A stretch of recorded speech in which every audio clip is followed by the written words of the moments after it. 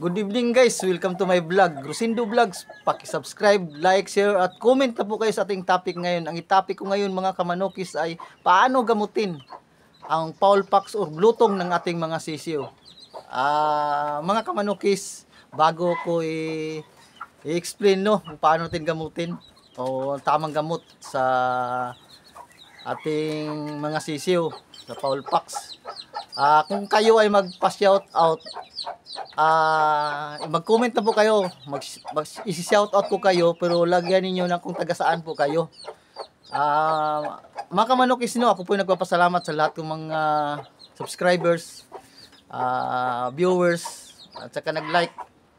Thank you sa lahat, itong aking itatopic ngayong kamanokis ay, ngayon kasi mga kamanokis ay uso na naman ng mga blutong at saka or foul pox sa mga sisiw ngayon kasi season natin sa pag-breed. Ang pumapasok kasi yung sakit na yun mga kamanokis ay yung ang sisiw ay mga 2 months, 3, yun ang pinakatalaga critical mga kamanokis sa mga sisiw, yung foul pox. Kasi kapag hindi magapan yan, ang sisiw mo mamatay. Kung sakaling nandoon sila lahat, maghawa-hawa sila. Yung foul pox kamanokis ay dalawang klase lang yun, may wet at saka dry. Pero hindi ubra sa gamot ko kamanokis na ginagamit ko. Dahil sa dami-dami kong gamot talaga kamanokis na ginagamit ko ay ang tiwala ko lang talaga sa gamot na akong ginamit ko ay dalawang klase lang.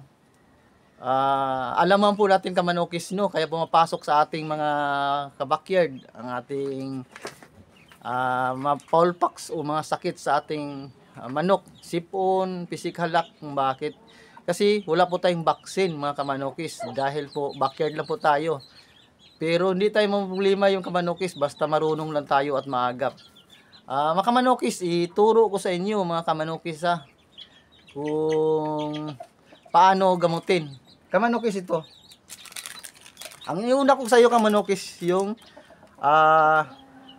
ilagay natin sa tubig. Ito ang papainom sa kanila kamanokis. Ito ay kamanokis, ambroxetil.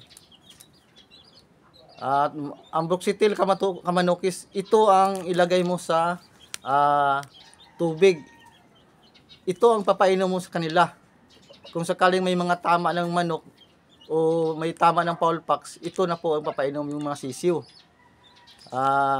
Kasi maganda ito kamanokis kasi ang manok kahit ang sisiw kung kumakain pa siya, ay nakakatulong din siya sa pag tunaw. Kaya nga pati yung mga sipon at saka lagnat nila ay ito po maganda din to mga kamanokis maganda ito gagamitin.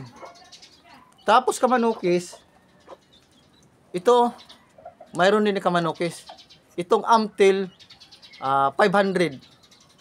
Ang gagawin to kamanokis, yung manok nyo kung sakaling 2 months, kapag umaga kamanokis, ito ang gagawin ninyo. Pag umaga, yung 2 months ang manok nyo, hatiin lang nyo itong Amtil.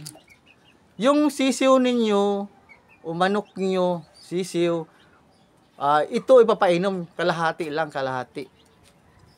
Okay lang yung kapag kumakain, walang problema yon, parang lumakas pa sila. Tapos kung 1 month lang kamanokis, ito ay hatiin ninyo. Pag umaga na wala pa silang kain kamanokis, individual ninyo, hatiin ninyo itong ganun na kamanokis. Kapag 1 month pa, 2 months pa lang siya, ito kalahati na to kamanokis. Ito ipapainom pag umaga. Ito po ay pwede sa 5 days ito gagawin. Ito araw-araw lang ito gamitin. Pag umaga na wala siyang kain, inumin nito. Tapos ang papainom lang sa tubig, ito ang papainom lang sa tubig. Ibaba niyo sa tubig 5 to 7 days din kamanokis.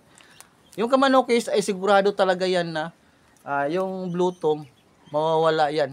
At saka gagaling yung mga sisiw ninyo. Kasi yan ang ginagamit ko dito kamanokis At saka talagang proven na sa akin to Kamanukis. Kaya nga ito ang pinagtiwalaan ko talaga na gamot sa blutom. Kamanukis, kung sino mag-shoutout ha, shoutout natin. Basta na maglagay kayo ng kung taga saan po kayo. At ako na pagpasalamat din sa mga Kamanukis, sa mga viewers ko sa mga nag-subscribe sa akin, nagtiwala sa akin. Thank you, thank you. Hanggang dito lang po ako Kamanukis. Bye-bye, bye-bye, bye-bye.